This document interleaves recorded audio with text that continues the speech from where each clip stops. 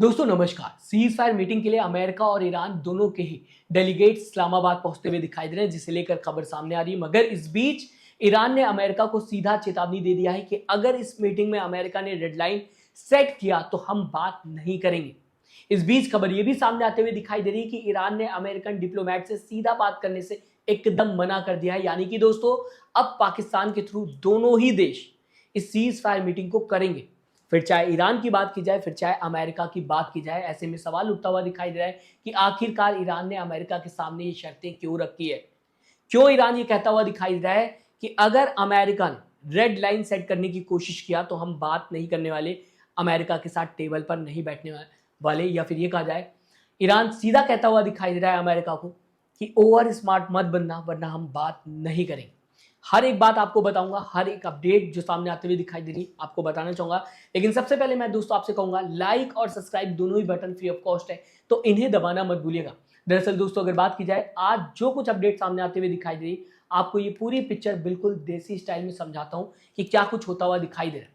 इस बार ईरान ने अमेरिका से बात करने से पहले ही बड़ी शर्त रख दिया है कि हमारे nuclear program, missile defence system पर बात मत करना, वरना कोई भी बात नहीं होगी। आज सुबह ही दोस्तों अल अरबिया ने एक बड़ा बॉम्ब फोड़ा, या फिर ये कहा जाए ब्रेकिंग देता हुआ नजर आया, जहां अल अरबिया ने ईरानियन डिप्लोमेटिक सोर्स को कोट किया है और साथ ही साथ दोस्तों लिखता हुआ दिखाई दिया है ईरान निगोशिएशंस में नहीं बैठने वाला, जहां अमेरिका अपने रेडलाइंस को सेट करेगा। इसका सीधा मतलब यह है कि मीटिंग तो हो सकती है इस्लामाबाद में, लेकिन अगर अमेरिका अपने स्ट्रिक्ट कंडीशन पहले से ही थोपने की कोशिश करेगा ईरान के ऊपर, तो ईरान टेबल पर नहीं बैठने वाला।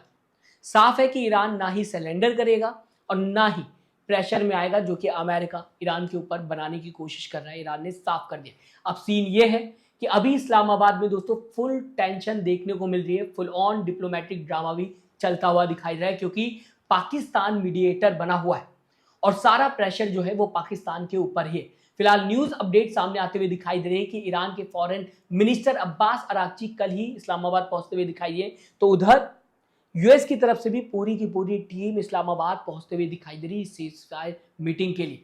मगर ये बात दोस्तों इतनी आसान नहीं है कि दोनों देश के डेलीगेट्स पहुंच गए तो मीटिंग आराम से हो जाएगी। सीज फायर मीटिंग की अगर बात की जाए, या फिर ये कहा जाए बातें बहुत आराम से सॉल्व हो जाएंगी, जैसा कि शुरुआत में मैंने आपको बताने की कोशिश की। यहाँ कई ट्विस्ट देखने को मिल रहे हैं दोस्तों। ईरान ने एकदम क्लियर बोल दिया है, no direct meeting with US. Iran के foreign minister Araghchi Pakistani leader से मिल रहे हैं, जहां उन्होंने तेहरान की सारी डिमांड्स और यूएस के रेड लाइंस पे अपनी रिजर्वेशन पाकिस्तान को दे दिया है। और अब पाकिस्तान ईरान की बातों को यूएस को पहुंचाएगा और यूएस का जो रिप्लाई सामने आएगा उसे ईरान को बताने की कोशिश करेगा। यानी कि फुल ऑन पाकिस्तान यहां पर मीडिएटर का काम करता हुआ दिखाई दे रहा है।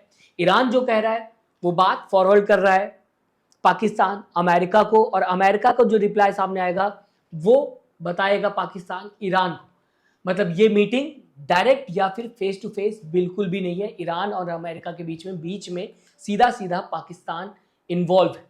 अब बात करते हैं दोस्तों, ईरान अब डायरेक्ट बात क्यों नहीं अमेरिका से करना चाहता, या फिर ये कहा जाए क्यों ईरान ने कहा है कि रेड लाइन मत सेट करना, वरना कोई भी बात नहीं होगी। दरअसल पहले राउंड की मीटिंग तो ऑलरेडी फेल होते हुए दिखाई दी थी, जिसके बारे में पूरी दुनिया को पता है, क्योंकि यूएस ने ईरान के सामने रेड लाइन रखी थी, जैसे कि ईरान न्यूक्लियर वेपन बिल्कुल नहीं बना सकता, यूरेनियम इनरिचमेंट बंद करो, मिसाइल्स पे कंट्रोल रखो, प्रॉक्सिस को फंडिंग खत्म करो, और साथ ही साथ स्ट्रेट ऑफ हॉर्मुज पे कोई प्रेशर नहीं डालना है ईरान।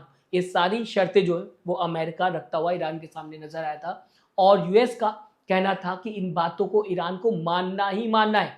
और ईरान ने भी साफ मना कर दिया था कि हम इनमें से कोई भी शर्त मानने वाले नहीं है। इसीलिए पहले राउंड की मीटिंग दोस्तों फुल ऑन फेल हो गई थी।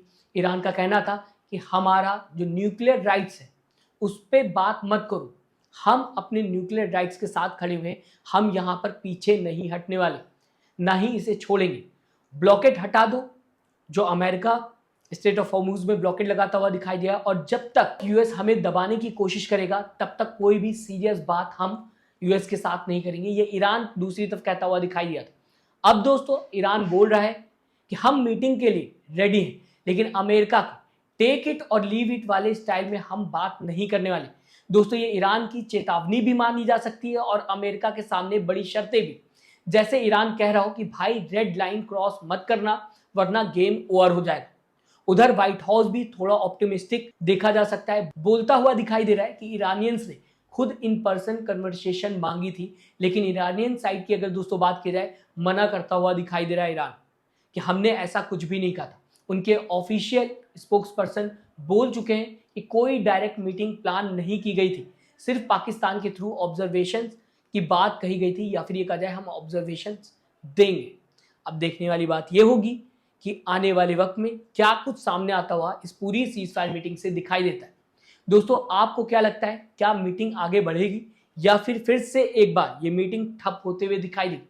कमेंट बॉक्स में अपनी राय जरूर दीजिएगा। साथ ही साथ फिर से मैं आपसे कहना चाहूंगा, लाइक और सब्सक्राइब दोनों ही बटन फ्री ऑफ कॉस्ट हैं, तो इन्हें दबाना मत भूलिएगा और चैनल को सब्सक्राइब कर लो ताकि हम एक बार फिर से मिल सके, आपको मैं फिर से एक नई खबर बता सकूं। अपना ख्याल रखिएगा। नमस्कार।